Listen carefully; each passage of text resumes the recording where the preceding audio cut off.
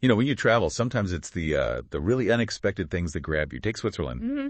You think stunning views, great cheese, trains running perfectly on time. The classics. Exactly. And then you kind of stumble across this huge network of private and public bunkers. Yeah. Everywhere. Yeah. It really makes you stop and think, why would a country famous for neutrality, for being so stable, need that level of preparation? It is a genuine head-scratcher when you first encounter it, isn't it? Definitely. But look, this is where things get really interesting. So today, we're going to dig into that exact puzzle. Switzerland's massive bunker system. Okay. We'll explore the history, the thinking behind it, all guided by a great piece from Roberta Hill's travel blog, Wanderlust Over 70. The article's called I Never Understood the Point of Bunkers in Switzerland. Right, I saw that. And she actually lived there, didn't she, in Geneva?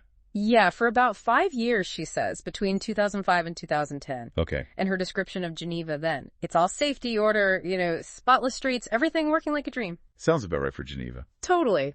She mentions her biggest worry was, keeping the garden tidy. Huh. So in that kind of environment, seeing these heavy-duty steel bunker doors in apartment basements must have felt odd. Exactly, just out of place. She said they were just kind of part of the background noise. Like the trams or the lake? Yeah, just there. Like the yellow tram zipping by, or Lake Leman itself. Not something you'd actively think about every day. So she felt Geneva was pretty removed from global chaos. Very much so. Her words were insulated from the rest of the world.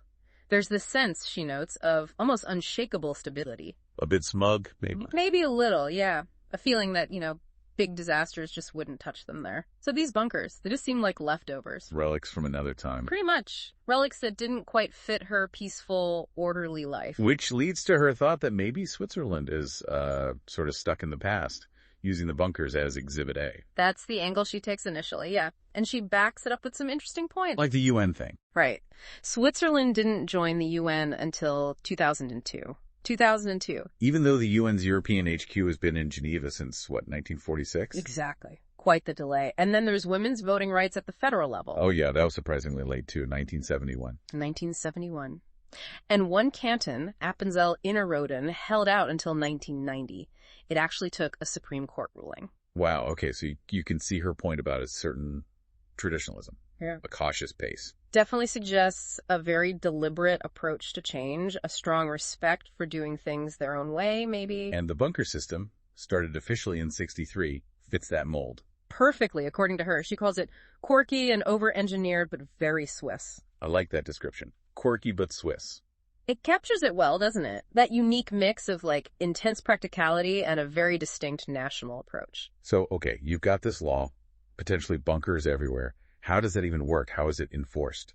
Good question. Roberta gives us her personal take on it. For private shelters, in homes or apartment blocks, it's mostly the owner's job to keep it in shape. Right. The cantons, the Swiss states, basically they have rules. Usually owners have to sign something saying the shelter's okay and accessible. And do they check? Sometimes. Spot checks are possible. Roberta mentions that in Geneva, where she lived, they scheduled inspections every 5 years or so. 5 years? Did they just show up? No, apparently they gave notice. A heads up to make sure the bunker was actually accessible, not totally blocked. Which it might be, right? People use them for storage. Oh, yeah. Roberta admits they used theirs for food storage, had a freezer in there. And the inspectors. Well, this is interesting. She says the steel door was basically never closed, and the bunker even had an outside window. Which kind of defeats the purpose of a sealed shelter, doesn't it? You'd think so. Mm-hmm. But she says the inspectors didn't seem too bothered by it. Huh. So, maybe a bit of pragmatic enforcement during peacetime. Looks that way. A system that's officially there, but perhaps operates with some flexibility when there's no immediate crisis. Okay, so let's rewind. Where did this whole idea even come from? Why build shelters for literally everyone? The origins really go back to World War II. That seems to be the initial spark, according to Roberta's research. Switzerland was neutral, but surrounded. Completely surrounded by Axis powers. So, while they were determined to stay neutral, they weren't naive. They knew neutrality might not be enough if someone decided to invade. So they prepared. Massively. That period was crucial. The government launched this huge civil defense program. Which included those famous mountain fortresses. Yep, the mountain redoubts, but also the very beginning of pushing for shelters in regular homes and apartment buildings. What was the core idea then? Simple but ambitious. Every single citizen needed a safe place to go in a crisis. And the whole gun-at-home thing fits in here, too. Absolutely.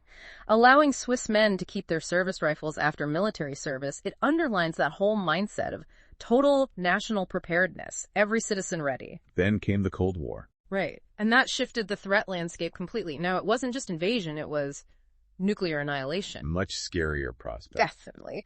And Roberta explains this led to a major intensification of the bunker program. That's when the 1963 law came in. Exactly. That was the game changer. A federal law mandating nuclear-capable shelters in all new residential buildings. Not just recommended, but required. A legal obligation, no wiggle room. And the scale of construction after that. Pretty staggering, actually. Through the 70s and 80s, they were building bunkers like crazy. Where?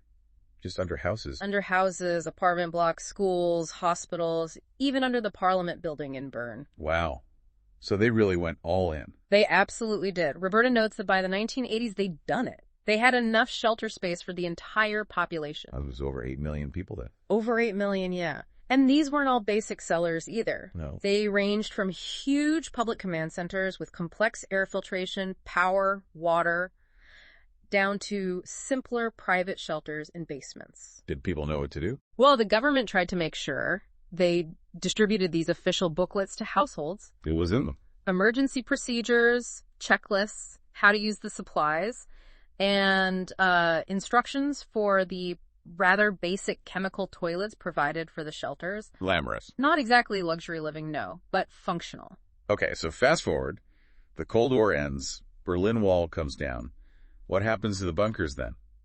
Well, naturally, the immediate sense of urgency faded quite a bit. The direct nuclear threat seemed much lower. But the law stayed. The law stayed on the books, as Roberta points out, although things did relax a little. How so? While new buildings often still include shelters, the specific requirements aren't quite as stringent, perhaps, and lots of those older bunkers, they got repurposed, turned into wine cellars, storage rooms, workshops, even things like music studios or art spaces sometimes. Makes sense. Practical uses. Very Swiss. But then something shifted the perspective again more recently. You mean the war in Ukraine? Exactly. Since 2022. Roberta observes that seeing those images of Ukrainians sheltering underground, in basements, in subway stations. That must have hit differently in Switzerland. It really resonated, apparently. Suddenly, having this massive, ready-built shelter infrastructure didn't seem quite so eccentric or outdated. Has there been panic or anything? Not really widespread alarm, no. But the government did quietly update some of its civil defense advice. Like what? Just reminding people about where their designated shelters are, what emergency supplies they should ideally have on hand. Basic stuff. But day-to-day life hasn't changed much. No, as Roberta notes, life for most Swiss people just carries on as normal. It's there, but it's not front-of-mind anxiety. So if things are relatively calm and the Cold War is long over, why keep this law? Why does every new building potentially still need a bunker? Now we get into the weeds of Swiss law and politics. It's complex. I bet. Roberta explains the bunker requirement isn't just a standalone rule. It's baked into the Swiss Civil Protection Act, the BZG. And that act says, it fundamentally mandates that every single resident must have access to a protected shelter space. Every resident. Every resident. And it requires new residential buildings to either have their own shelter built in, or the builders have to pay into a fund for communal shelters nearby. Okay, so it's embedded pretty deeply in the legal framework. Very. And changing it isn't straightforward, especially in Switzerland. Why is that? Direct democracy. That's a huge part of it. You see, to change this law, first the federal council, that's like their cabinet, would need to propose changes. Okay. Then it has to go through both houses of parliament, the National Council, representing the people, and the Council of States, representing the cantons. Debates, votes. Standard legislative process. Yes, but here's the kicker. Any significant change to something as fundamental as the Civil Protection Act could easily face a national referendum. The public vote. Exactly. If enough citizens sign a petition demanding it, the whole country votes on the proposed change. And those aren't easy to win. They often require what's called a double majority, a majority of the popular vote nationwide. and a majority of the cantons agreeing. So making big changes can be a slow, difficult process. Plus, there are practical issues too, right? What do you do with all the existing bunkers? That's another point Roberta raises. Phasing out the requirement means updating building codes nationwide. And what happens to the millions of square meters of existing shelter space? Decommission them. Repurpose them all. Big questions, huge logistical and financial implications.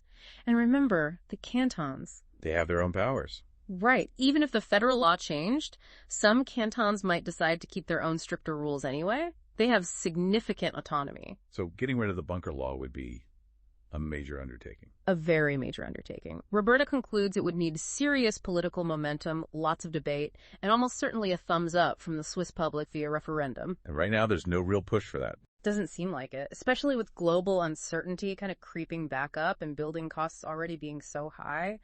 Adding remove bunker to the agenda doesn't seem likely anytime soon. Okay, so let's sort of wrap this up. What's the main takeaway here? Well, I think it shows that Switzerland's bunker system isn't just some weird quirk. It's really woven into their history, isn't it? Definitely.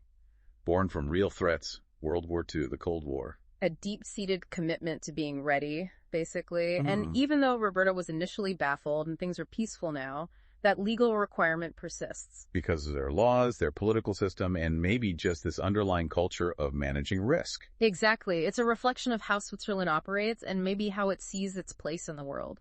So going back to that initial curiosity, that feeling of why, this deep dive really uncovers something quite revealing about the Swiss identity, doesn't it? I think so. It's that blend you mentioned earlier, incredible pragmatism, planning for everything. Mixed with this strong connection to history and a cautiousness about radical change. Precisely. Which leaves us with a final thought, perhaps. Yeah. Something for you, the listener, to mull over. Yeah.